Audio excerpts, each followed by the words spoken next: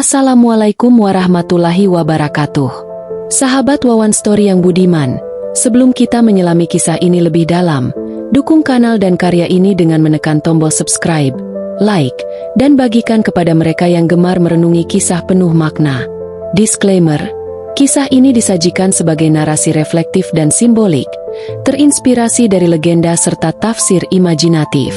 Tidak dimaksudkan sebagai klaim kebenaran mutlak, melainkan sebagai bahan perenungan dan pelajaran batin. Terima kasih banyak buat Ahmad Romzi dan Bahar Melipat Bumi Bharata yang sudah berlangganan di channel ini. Semoga rezeki kalian semakin melimpah. Amin ya robbal alamin. Di antara hiruk-pikuk zaman yang berputar tanpa henti, ada satu ruang sunyi yang jarang disadari manusia. Titik nol. Ia bukan sekadar tempat, melainkan keadaan. Sebuah ambang ketika ambisi, nama besar, dan kebisingan dunia luruh menjadi kesunyian murni. Di sanalah, menurut bisik-bisik lama, Satrio Piningit sejati bersembunyi. Bukan untuk melarikan diri, melainkan untuk menunggu waktu yang tepat, saat manusia kembali mencari arah. Titik nol bukanlah peta yang bisa ditunjuk. Ia hadir ketika seseorang menanggalkan keakuan, ketika gelar dan pujian tak lagi menjadi sandaran. Banyak yang mengira persembunyian itu berupa ruang rahasia atau benteng tersembunyi, padahal ia justru berada di tempat paling dekat, di dalam kesadaran yang hening. Di sanalah jejak Satrio Piningit mengabur, tak terlihat oleh mata yang sibuk mengejar pengakuan. Konon, pada masa-masa ketika nilai terbalik dan kata-kata kehilangan makna, tanda-tanda titik nol mulai muncul. Manusia berlari cepat, namun merasa semakin jauh dari tujuan. Kecerdasan dipamerkan, tetapi kebijaksanaan menghilang. Dalam kondisi seperti itu, Satrio Piningit tidak tampil dengan sorak-sorai. Ia memilih diam, sebab suara yang terlalu keras seringkali menutupi kebenaran. Ada cerita tentang para pencari yang mendekati titik nol. Mereka bukan pemburu sensasi, melainkan penempuh laku.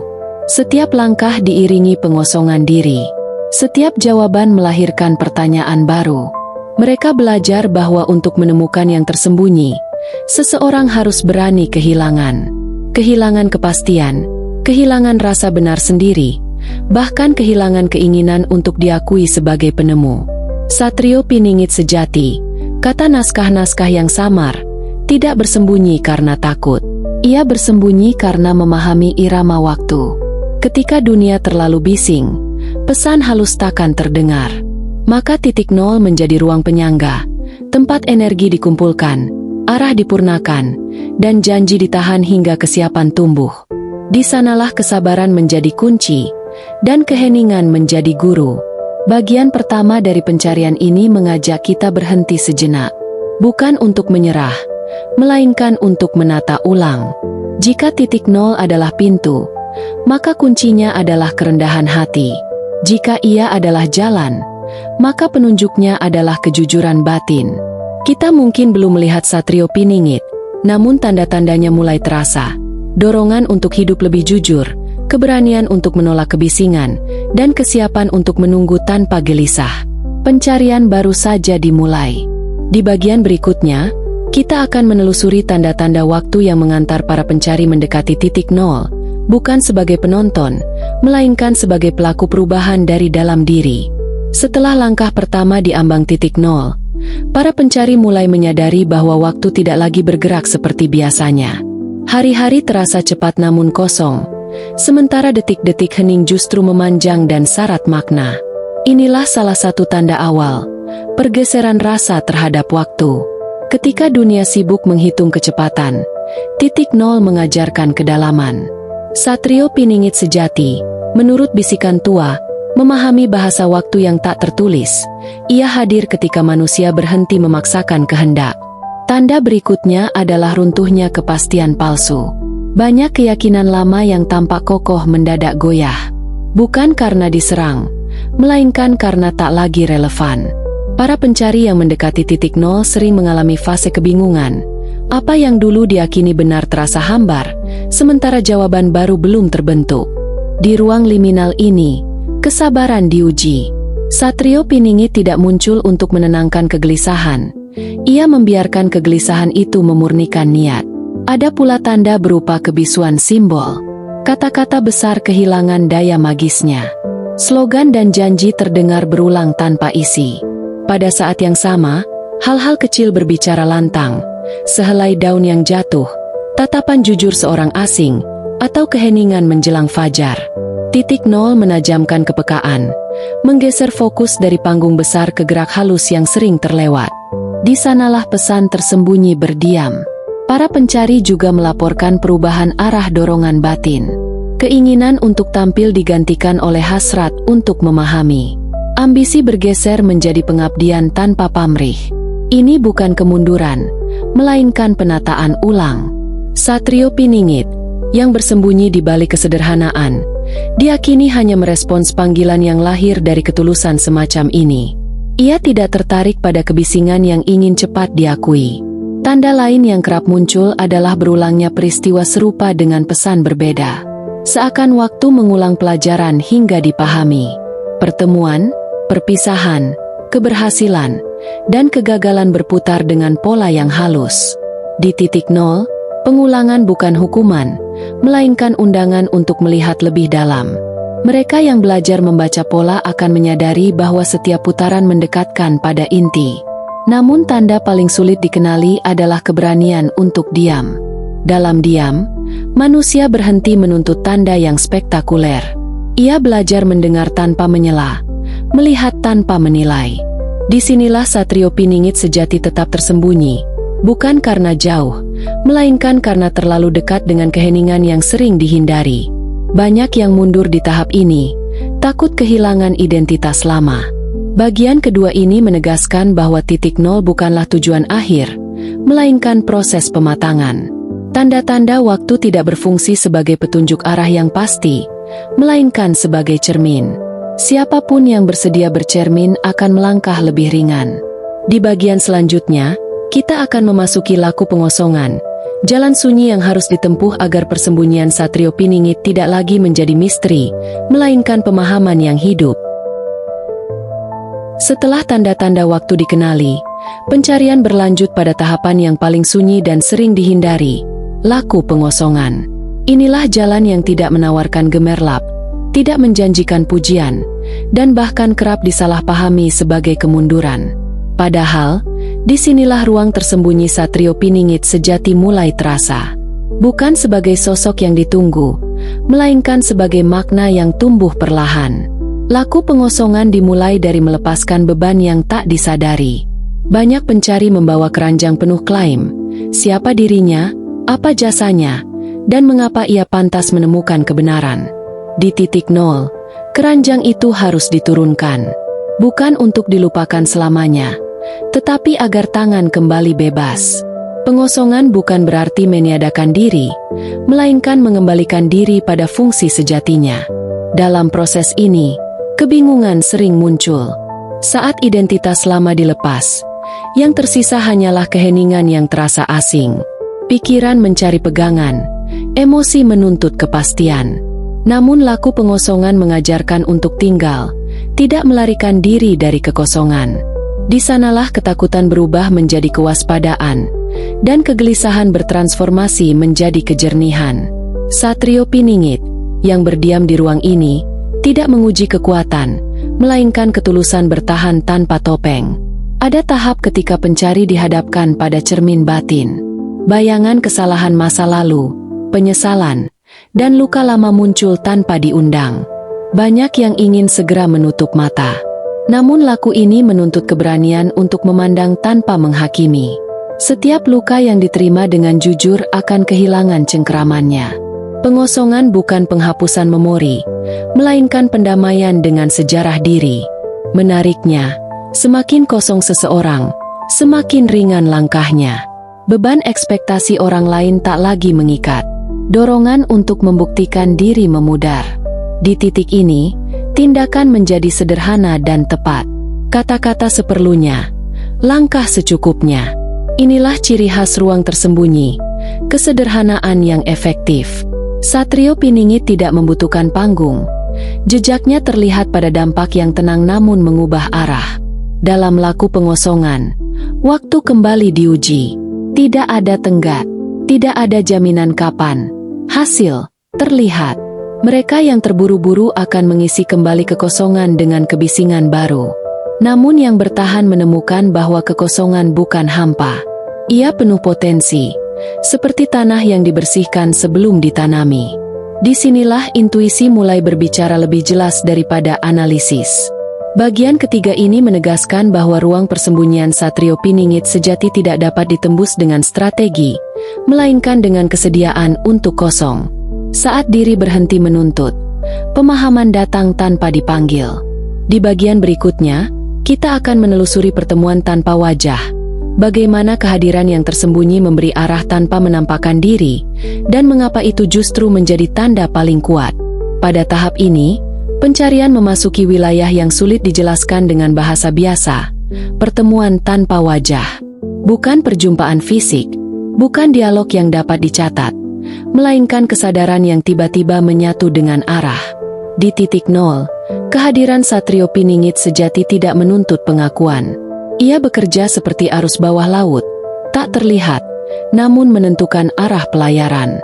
Pertemuan tanpa wajah sering diawali oleh kejelasan yang datang tanpa sebab yang jelas. Sebuah keputusan yang terasa tepat meski tanpa argumen panjang.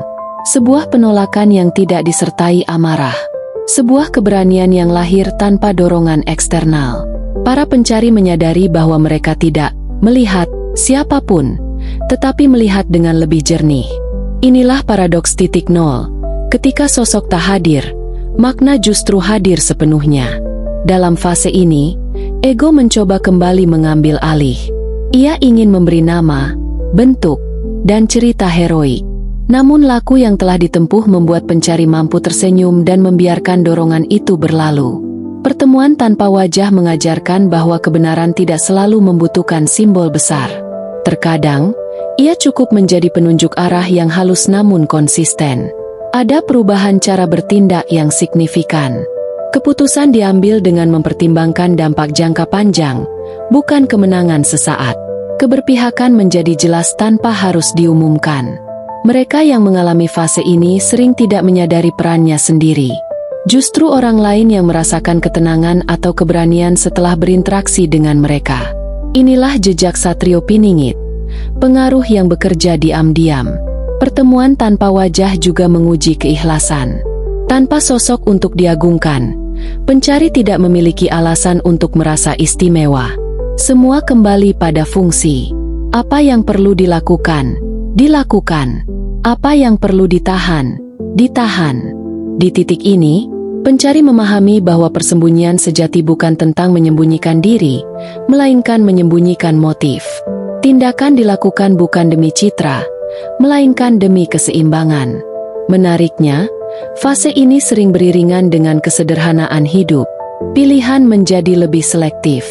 Waktu digunakan dengan sadar. Hubungan dipelihara tanpa drama. Bukan karena menarik diri dari dunia, tetapi karena dunia tidak lagi mengendalikan batin. Satrio Piningit sejati, dalam pemahaman ini, bukan tokoh tunggal, melainkan prinsip hidup yang dihidupi oleh mereka yang siap. Bagian keempat ini membawa kita pada pemahaman penting. Pencarian tidak berujung pada penampakan, melainkan pada penyelarasan. Ketika selaras, pertemuan terjadi tanpa perlu dikenali. Di bagian selanjutnya, kita akan membahas ujian terakhir, godaan untuk keluar dari titik nol dan kembali pada panggung lama, serta bagaimana menjaga keseimbangan agar arah tetap terjaga. Setelah pertemuan tanpa wajah terjadi, banyak pencari mengira perjalanan telah selesai. Padahal, justru disinilah ujian terakhir dimulai. Titik nol bukan ruang aman yang steril dari godaan. Ia adalah persimpangan halus, tempat seseorang diuji. Apakah akan tetap setia pada kesunyian yang jujur, atau kembali ke panggung lama dengan identitas baru yang lebih licin? Godaan itu datang dalam bentuk yang tampak mulia.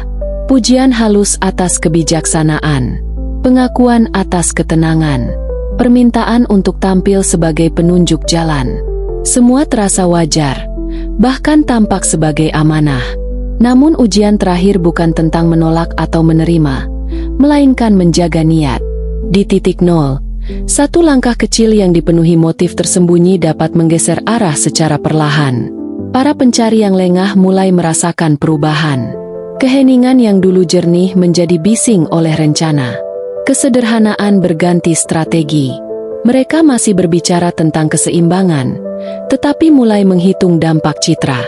Inilah tanda awal keluar dari titik nol, bukan karena kesalahan besar, melainkan karena kompromi kecil yang berulang.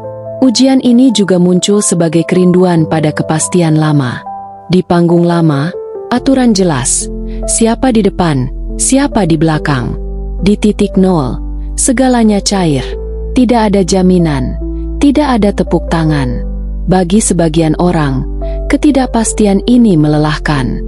Maka mereka kembali mencari struktur lama, membawa serta bahasa baru yang terdengar lebih bijak. Namun kedalaman tidak dapat dipertahankan tanpa kejujuran. Satrio Piningit sejati, dalam fase ini, tetap bersembunyi. Bukan karena menjauh, melainkan karena menghormati pilihan. Titik nol tidak memaksa siapapun untuk tinggal. Ia hanya menyediakan ruang bagi mereka yang siap menjaga keseimbangan. Yang bertahan memahami bahwa peran sejati tidak selalu terlihat. Dampak yang tahan lama sering lahir dari tindakan yang nyaris tak tercatat. Ada cara menjaga arah agar tidak tergelincir.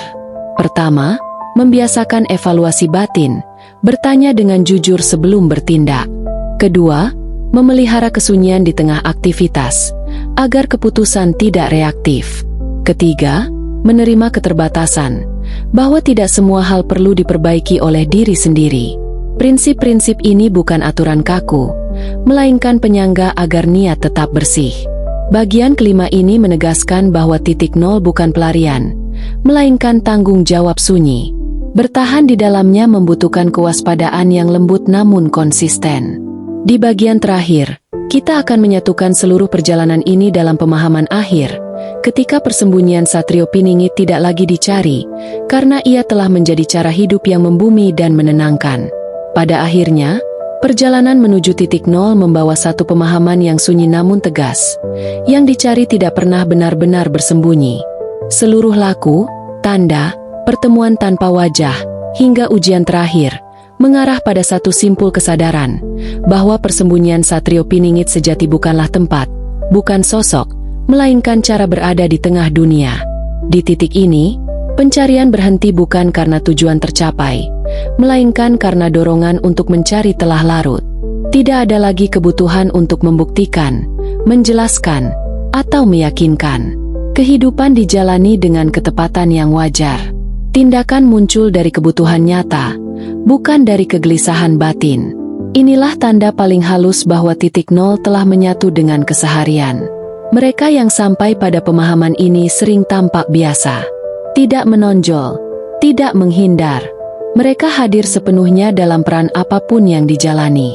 Ketika berbicara, kata-katanya membumi. Ketika diam, kehadirannya terasa. Dampak yang ditinggalkan bukan kekaguman, melainkan ketenangan. Inilah warisan paling nyata dari Satrio Piningit sejati, menenangkan arah tanpa menguasai. Pemahaman akhir ini juga membebaskan dari ketakutan akan masa depan. Titik nol mengajarkan bahwa perubahan adalah keniscayaan, dan keseimbangan lahir dari kemampuan beradaptasi tanpa kehilangan nilai inti. Ketika badai datang, mereka tidak mencari perlindungan yang megah, tetapi berdiri dengan sikap yang tepat. Ketika kesempatan muncul, mereka melangkah tanpa serakah. Yang menarik, ketika pencarian berakhir di dalam diri, kepedulian pada sesama justru menguat. Bukan dalam bentuk ceramah panjang, melainkan tindakan kecil yang konsisten. Membantu tanpa merasa berjasa, menolak tanpa menyakiti, hadir tanpa mengikat. Dunia mungkin tidak mencatatnya, tetapi keseimbangan merasakannya. Maka, persembunyian Satrio Piningit sejati akhirnya terungkap tanpa dibuka. Ia hidup dalam kesadaran yang jernih, dalam keputusan yang sederhana, dalam keberanian untuk tetap hening di tengah kebisingan. Titik nol bukan tempat untuk dikunjungi sesekali, melainkan ruang batin yang dirawat setiap hari. Dengan demikian, kisah ini tidak menutup dengan penampakan atau janji besar. Ia menutup dengan undangan untuk kembali ke diri, merawat keheningan, dan menjalani hidup dengan niat yang bersih. Di sanalah, tanpa kita sadari, pencarian telah usai, dan justru dari sanalah perjalanan yang sesungguhnya dimulai.